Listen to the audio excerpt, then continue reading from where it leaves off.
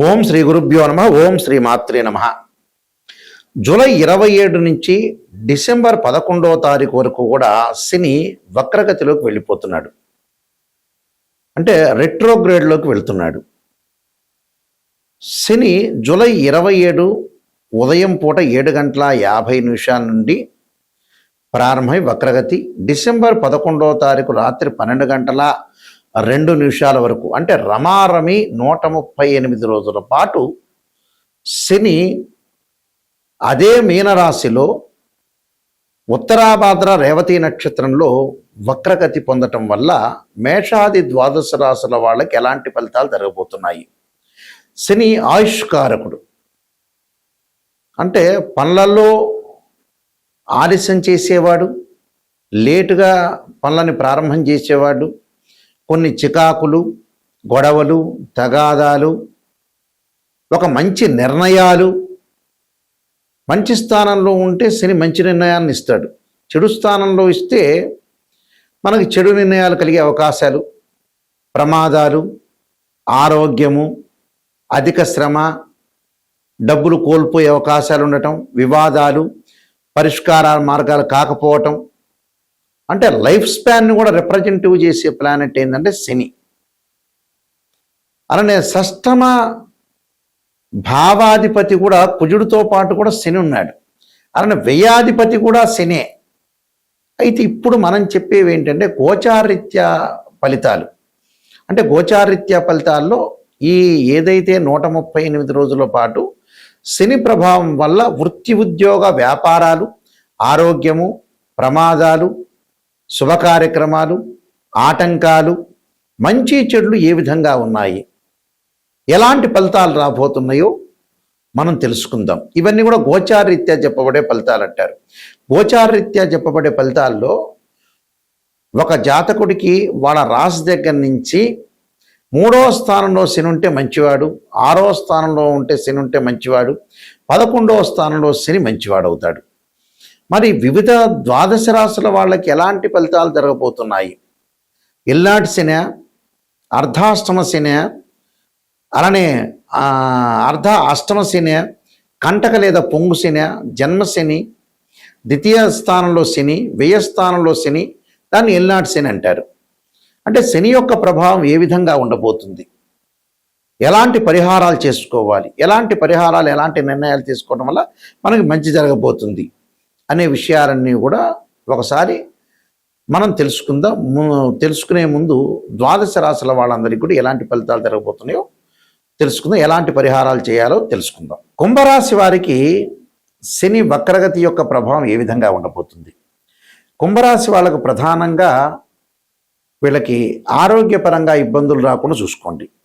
అలానే రోగాల వల్ల బాధలు, స్థిరత్వాన్ని కోల్పోవటం, జాయింట్ వ్యాపారాల ద్వారా ఆస్తి పంపకాల విషయంలో తగవుదులు, పాత బాకీలు వసూలు కావటం, శరీరంలో ఆరోగ్యము, కొన్ని కీళ్ల నొప్పులు, చేతులకు సంబంధించిన వ్యాధులు, అపకీర్తి. అంటే గౌరవ మర్యాదలు మీరు కాపాడుకోండి. ఎవరితోటి కూడా మాట్లాడే విధానంలో కొన్ని జాగ్రత్త అనుసరించండి. కీర్తి ప్రతిష్టలో కూడా అప్రతిష్ట కాకుండా చూసుకోండి. దుఃఖం బాగా పెరుగుతూ ఉంటుంది. అలానే ఏదైతే మన కింద ఉన్న వాళ్ళ ద్వారా కూడా కొన్ని ఇబ్బందులు రాకుండా చూసుకోండి. అంటే ప్రతి విషయంలో కూడా కొన్ని ఇబ్బందులు కలిగే సూచనలు ఉంటాయి. అలాంటి ఇబ్బందులు కలగకుండా చూసుకోవటం కూడా చాలా ఇంపార్టెంట్. అంటే ప్రతి విషయంలో కూడా అనుసరణ చేసి ముందుకు వెళ్ళండి. లావాదేవీల విషయంలో కానీ, భాగస్వామ్య వ్యాపార విషయంలో చాలా జాగ్రత్తగా అనుసరించి ముందుకు వెళ్తేనే మనకు మంచి ఫలితాలు వచ్చే అవకాశం ఉంటుంది. లేకపోతే ఇబ్బందులు కలిగే సూచనలు ఉంటాయి. అలాంటి ఇబ్బందులు రాకుండా పనులలో ఆలస్యం, దగ్గరకు వచ్చినట్టు వచ్చి పనులు ముందుకు వెళ్ళిపోవటం, ఆరోగ్యపరంగా ఇబ్బందులు, ఎవరో దూర ప్రయాణాల ద్వారా మనకి ఇబ్బందులు కలిగించడం, ఇలాంటి సిచ్యువేషన్స్ రాకుండా చూసుకోవాలి. అలాంటి సిచ్యువేషన్స్ వచ్చినాయి అంటే మనకి ఇబ్బందులు కలిగినట్టే అర్థం.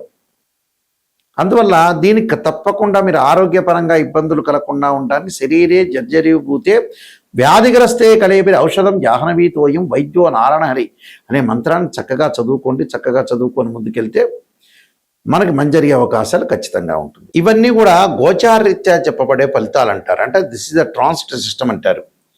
గోచారం ఎప్పుడూ కూడా మనకి ఏదైతే 138 రోజుల్లో శని యొక్క ప్రభావం ఏ విధంగా ఉండబోతుంది, మనం ఎలాంటి నిర్ణయాలను తీసుకోవాలి, ఆరోగ్యపరంగా ఎలా ఉండబోతుంది, వృత్తి ఉద్యోగాల్లో ఏ విధంగా ఉండబోతుంది అనేది మనం తెలుసుకున్నాం. దాని పరిష్కార మార్గం ఏంటి, శని బాగలేని వాళ్ళు ఏం చేయాలి, ఆరోగ్యపరంగా ఇబ్బందులు కలుగుతుంది అని అంటే ఖచ్చితంగా నువ్వుల నూనెతోటి శివుడికి అభిషేకం చేయాలి. ఇది పురాతన పద్ధతి, ఇప్పుడు వాళ్ళకి తెలియదు.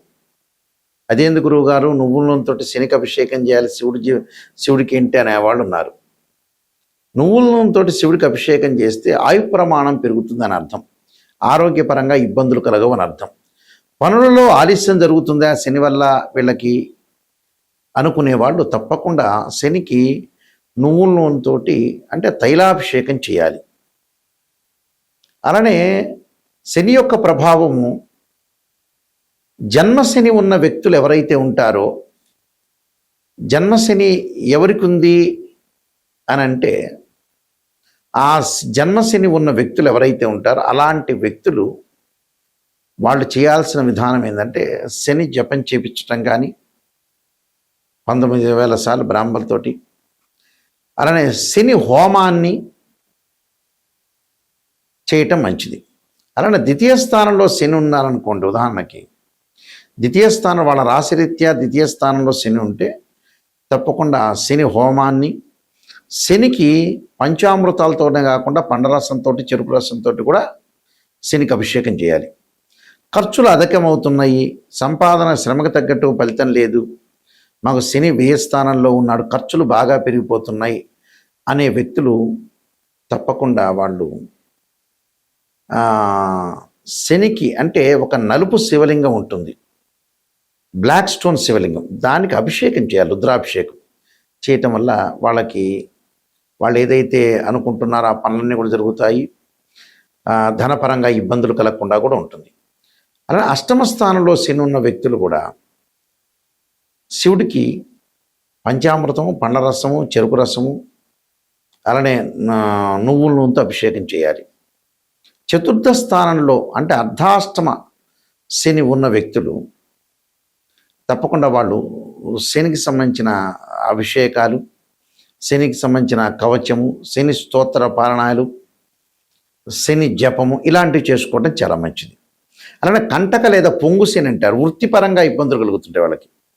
అలాంటి వ్యక్తులు తప్పకుండా నువ్వులు దానము, నల్ల వస్త్రము, అలానే శనితో ఏదైతే శనికి ప్రీతికరమైన నల్ల నువ్వులు బెల్లంతో చక్కగా పదార్థాలు ఉండల్లాంటివి తయారు చేసి మనం ఇంట్లోనే తయారు చేసి ఏదైనా దేవాలయంలో ప్రధాన అర్చకులకు ఇస్తే భక్తులందరికీ కూడా వితరణ చేయటం వల్ల కూడా శని యొక్క దోషం పోతుంది. ఇక చాలా మంచి పరిహారం చెప్పబోతున్నా ఇక్కడ నేను, పురాతనమైన పరిహారం, ఇది ఎవ్వరికి కూడా తెలియని పరిహారం. చాలా పాత రోజుల్లో బ్రాహ్మణులకు మాత్రమే ఆ పరిహారం, పెద్ద మనుషులకు మాత్రం తెలుసు. అలాంటి పరిహారం ఏంటంటే శని యొక్క దోషం ఉన్న వాళ్ళకి అద్భుతమైన పరిహారం ఇది. ఏమిటి అని అంటే శనివారం రోజున చక్కగా మనం ఆంజనేయ స్వామి దేవాలయం కానీ శివాలయంలో కానీ ఏదన్నా ఒకదాన్ని మీ దగ్గరలో ఉన్నదాన్ని ఎంచుకొని, మన ఇంటిలో బియ్యం ఉంటాయి, ఆ బియ్యాన్ని దంచుతే ఏమంటారంటే నూకలైనవి అంటారు. ఆ నూకలు, అలానే నల్ల నువ్వులు అంటే ఒక చెంచా నూకలు, ఒక చెంచా వచ్చేటప్పటికల్లా నల్ల నువ్వులు, ఒక చెంచా పంచదార, చక్కెర, అది వేసుకొని ఒక చిన్న పొట్టం లాంటిది మనం కట్టుకొని ఒక కవర్లో కానీ ఒక ప్యాకెట్లో కానీ పెట్టుకొని ఈ శివాలయంలో కానీ ఆంజనేయ స్వామి దేవాలయంలో ఒక 21 సార్లు ప్రదర్శన చేయాలి. 21, 54, 108 లేకపోతే 11, మినిమం 11 ప్రదక్షిణ అంతా కూడా చేసి వచ్చిన తర్వాత తీర్థప్రసాదాలు తీసుకోకముందు మనం ఏదైతే తీసుకున్నామో ఆ పదార్థాన్ని అంటే నువ్వులు, అలానే నూకలు, అలానే పంచదార నల్ల చీమలకు పెట్టాలి. ఒకవైపు పెట్టి అంటే ఒకవైపున అవి మనం పొట్లమంతా ఇప్పదీసి ఎక్కడైతే ఆ టైంలో నల్ల చీమలు ఉంటాయో ఆ నల్ల చీమల దగ్గర వేయాలి. ఒకవేళ కనపడలేదని అంటే కూడా ఒక మూలకు వేసి వెళ్ళి రావటం మంచిది. ఆ మూలకు ఒక మూల, ఏదో ఒక మూల, ఎక్కడొక్కడ దేవాలయంలో చీమలు ఉండకుండా ఉండవు. ఆ చీమలకు పెట్టడం వల్ల శని దోషం అనేది తొలగిపోతుంది. అయితే దీనికంటే ముందు తలస్నానం చేయాలి. సబ్బుతో కానీ షాంపుతో కానీ తలస్నానం చేయాలి. ఒంటి మీద సబ్బును రుద్దుకోవచ్చు, తల మీద మామూలు స్నానం చేసి శివాలయం కానీ ఆంజనేయ స్వామి యొక్క ఆంజనేయ స్వామి ప్రదక్షిణాలు చేసి అది పెట్టి అప్పుడు తీర్థప్రసాదాలు తీసుకోవాలి. ఆ రోజున మీరు ఓం నమః శివాయ పంచాక్షరి చేయాలి. ఆ రోజున ఉపవాసం ఉండి చక్కగా అల్పాహారాన్ని భుజించి ఉదయం సాయంత్రం ఉప్మా లాంటివి అలానే అల్పాహారాన్ని భుజించి ఓం నమః శివాయ పంచాక్షరి చేసుకోవటం వల్ల శని యొక్క దోషం పటాపంచలు అవుతుంది.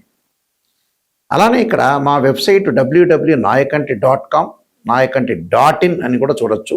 నేను కాలసర్పయోగము, కాలసర్పయోగ చంద్రిక, రాహుకేతులు, ఛాయాగ్రహాలు, పుత్రగణపతి వ్రతము, స్వప్నశాస్త్రము, అలానే బృహత్ పరిహార సింధురు, నవగ్రహ దోషాలకి ద్వాదశ మహావిద్యల యొక్క స్తోత్ర పారణాలు, అలానే వివాహ మార్తాండము, జాతక Chandrika, production of astrology, transit of results, ఇలాంటి సర్వదేవతా గోత్రపులలో పార్ట్ 1 పార్ట్ 2 ఇలాంటి పుస్తకాలన్నీ రాశాము. మేము వంశపారంపర్యంగా చెప్తూ ఉంటాం. మా నాన్నగారు కూడా ప్రధాన పురోహితులుగా పనిచేశారు శ్రీశైలంలో. అలానే వారు కూడా ఇంటర్నేషనల్ ఆస్ట్రాలజీ మెంబర్స్ వాళ్ళు కూడా. అయితే ఈ వంశపారంపర్యంగా మేము చెబుతున్నాము. ఎందుకంటే ఎప్పుడైనా మీకు ఒక సలహా ఏమిటి అంటే, ఒక జాతకాన్ని ఆస్ట్రాలజీని అప్రోచ్ అయినప్పుడు నిజం తెలుసుకోండి. మమ్మల్నే కాదు ఎవరిని ఆస్ట్రాలజీని అప్రోచ్ అయినా నెగిటివ్ ఫస్ట్ తెలుసుకోండి. నెగిటివ్ని పాజిటివ్ చేసుకోవటం ఎలా, అదే పాయింట్. అసలు ప్రపంచాన్ని నడిపించే పాయింట్ అదే. భగవంతుడి కంటే ముఖ్యమైన పాయింట్ అదే. మనలో లోపాలని మనం సవరణ చేసుకొని ముందుకెళ్తేనే నెంబర్ 1 సూపర్ స్టార్లు అయ్యేది. స్త్రీయ లోపం మెరుగుట పెద్ద విద్య, లోపం ఎరిగిన వాడే పూర్ణవుతాట. నెగిటివ్ని మనం పాజిటివ్ చేసుకుని ఓవర్కమ్ చేస్తే మన జీవితం బాగుపడినట్టే. ఆ విషయాలన్నీ కూడా మీరు గుర్తుపెట్టుకోండి.